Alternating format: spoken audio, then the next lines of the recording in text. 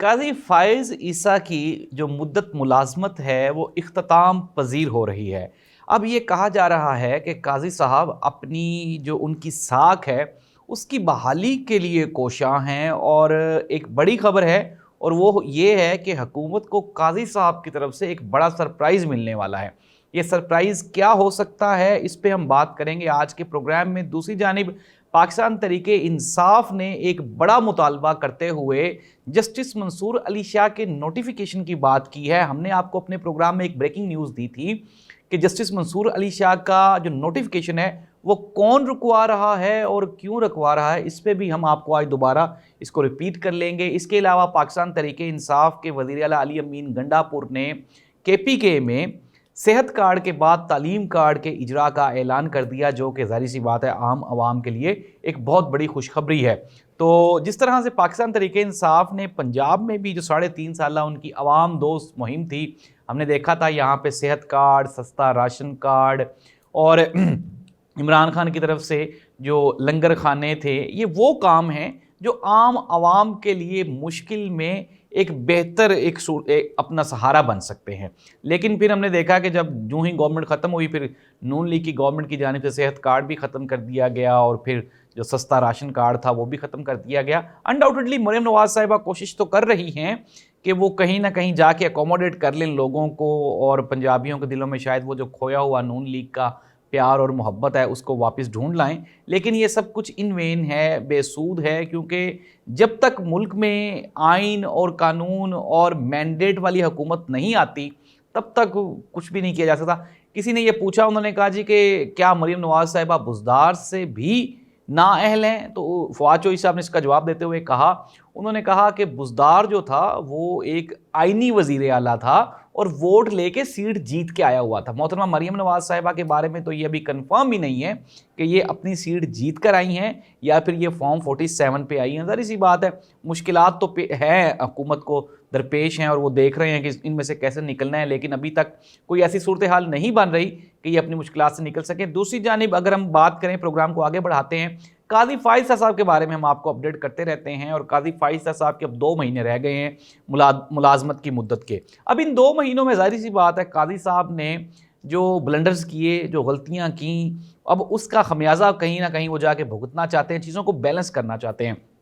ہم نے آپ کو اپنے ایک پروگرام میں بتایا تھا کہ ہماری ایک مرتبہ ثاقب نثار صاحب سے ملاقات ہوئی۔ ثاقب نثار صاحب پاکستان کے سابق چیف جسٹس ہیں، اور پھر جب جو وہ باتیں کر رہے تھے نا، تو ان کی باتوں سے لگتا تھا کہ یار کہیں نہ کہیں شاید ہو سکتا ہے وہ بھی کسی چیز کو کور کرنا چاہتے ہیں اور نہیں کر پائے۔ ظاہری سی بات، افسوس ہوتا ہے بندے کو، تو افسوس میں تھے وہ بھی۔ اور اب قاضی فائز عیسیٰ صاحب بھی شاید وہ ریئلائز کر گئے ہیں کہ یار ہو سکتا ہے کہ 2 مہینے کے بعد ایکسٹینشن نہ ملے، اور پھر اس کے بعد ساری زندگی کے لیے جو اپنے اوپر معاملات لے کے جانا ہے تو کرٹیسائز ہوتا رہے گا، ظاہری بات ہے کرٹیسزم کا حصہ بنیں گے۔ تو اس لیے اب قاضی فائز صاحب نے یہ تہیہ کر لیا ہے، کل کے آپ کو بیانات سنائے بھی تھے قاضی صاحب کے کہ انہوں نے اپنی ججمنٹس دیتے ہوئے کس قدر شدید بیانات داغے ہیں حکومت کے بارے میں، اور ابھی حکومت کے لیے ایک بڑا سرپرائز آنے والا ہے، اور وہ یہ ہے کہ جو دھاندلی کے کیسز ہیں، پھر فارم 45 47 کا معاملہ ہے، پھر پاکستان تحریک انصاف کی مخصوص نشستیں ہیں، ان سب کو لے کے اب امید یہ ظاہر کی جا رہی ہے کہ قاضی فائز عیسیٰ صاحب اب کچھ نہ کچھ ایسا کھڑا کرنے جا رہے ہیں اس سے حکومت کو ایک بڑا سرپرائز ملے گا۔ اور یہ میں آپ کو کئی مرتبہ کہہ چکا ہوں کہ جب بندہ جا رہا ہوتا ہے تو وہ کچھ نہ کچھ ایسا کر جاتا ہے۔ بیرسٹر گوہر نے جسٹس منصور علی شاہ کی نومینیشن کے لیے، تعیناتی کے لیے، انہوں نے انسسٹ کیا ہے حکومت کو کہ وہ as soon as possible in کا نوٹیفیکیشن جاری کریں تاکہ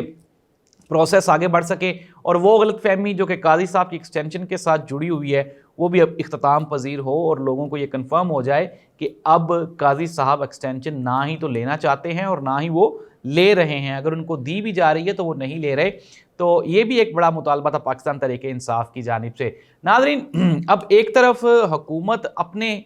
جو بچی کچی ساکھ ہے اس کو بچانے کی آخری کوششیں کر رہی ہے، اور دوسری جانب پاکستان تحریک انصاف نے بھی ایک نیا ماڈل اپنایا ہے، اور اب ایک مرتبہ دوبارہ پھر پاکستان تحریک انصاف کی جانب سے جارحانہ پالیسی اپنانے کا اعلان کیا گیا ہے۔ اور جس طرح سے عمران خان کے گزشتہ روز کے بیانات اسٹیبلشمنٹ کے خلاف اور پھر دوسرے لوگوں کے خلاف، وہ بھی ایک کھلا ایک اعلان تھا، اعلان جنگ تھا کہ جی ہم آ رہے ہیں۔ دوسری جانب پاکستان تحریک انصاف کی جو مختلف یونینز ہیں، خصوصاً طلبہ یونینز، उनकी तरफ से ये ऐलान कर देना कि हम धरना देंगे और फिर धरने के बाद इमरान खान को छुड़वा के लेके जाएंगे, ये भी एक बड़ा ऐलान है और हाई अलर्ट जारी हो चुका है पूरे मुल्क में। अब देखना ये होगा आया कि क्या हुकूमत अपनी साख बचाने में कामयाब हो पाती है। वो जो 18 महीने का टाइम दिया गया था अप्रोक्सीमेटली वो भी पूरा होने वाला है। कुछ लोग दिसंबर का कहते हैं और कुछ लोग कहते हैं कि 18 महीने पूरे होंगे। 18 महीने बड़ी मुश्किल पूरे होंगे और वो इस सूरत हाल में पूरे होंगे कि इमरान खान को लटका दिया जाए और इमरान खान के केसेस को लटका दिया जाए। लेकिन चूँकि पाकिस्तान तहरीक इंसाफ ये मुतालबा कर रही है कि जस्टिस मंसूर अली शाह की नॉमिनेशन को as soon as possible nominate किया जाए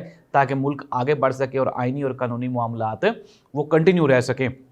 और ये एक बड़ा मुतालबा है, जाहिर सी बात है इसके साथ ही ये फैसला भी हो जाएगा आया कि हुकूमत के साथ क्या होने वाला है। दूसरी जानिब अगर हम इलेक्शन ट्रिब्यूनल्स की बात करें, वो भी काम करना शुरू कर दिया है। उन्होंने भी इस्लामाबाद में 3 सीट्स वैसे ही मुस्लिम लीग नून की वो जाती हुई दिखाई दे रही हैं। लाहौर में भी बड़ी मुश्किलात का सामना करना पड़ रहा है। और आपको एक और बड़ी ब्रेकिंग न्यूज़ दे दें, हम मुख्तलिफ जो सर्वे रिपोर्ट्स हैं वो मियां नवाज शरीफ साहब और मरीम नवाज़ के हलकों को बार बार इसलिए एड्रेस कर रहे हैं कि जब ये गेम शुरू होनी है तो सबसे पहले मियां नवाज शरीफ साहब का हल्का डिस्कस होना है और फिर उसके बाद मोहतरमा मरीम नवाज साहिबा का। और जब आपको ये पता चलेगा कि जी आपका जो मौजूदा जो सबसे बड़ी सियासी जमात है जो इक़्तिदार में भी है, उनके जो सदर साहब हैं वो उनकी सीट भी 47 वाली है और फिर जो हमारी वज़ीर आला पंजाब है उनकी भी 47 वाली है, तो फिर जाहिर सी बात है क्रेडिबिलिटी जो है वो तो बढ़ जाएगी। और देखना ये होगा आया कि पाकिस्तान तहरीक इंसाफ एक मरतबा फिर अपने एहतजाजी तहरीक को मुनज़्ज़म कर पाती है, या फिर इमरान खान जिस तरह से पीछे भी अगर हम देख लें कि इमरान खान के बगैर पार्टी में वो इंतशार सा एक फैल जाता है और लोग इधर उधर तितर बितर हो जाते हैं। तो देखना ये होगा आया कि क्या सूरत हाल इस तरह की बनती है या फिर पाकिस्तान तहरीक इंसाफ एक मरतबा फिर अवाम को सड़कों पर निकालने में कामयाब नहीं होती। जो भी हो लेकिन मुल्क के लिए बेहतर होना चाहिए। अल्लाह इस मुल्क का हामी नासिर हो। अल्लाह हाफ़िज़।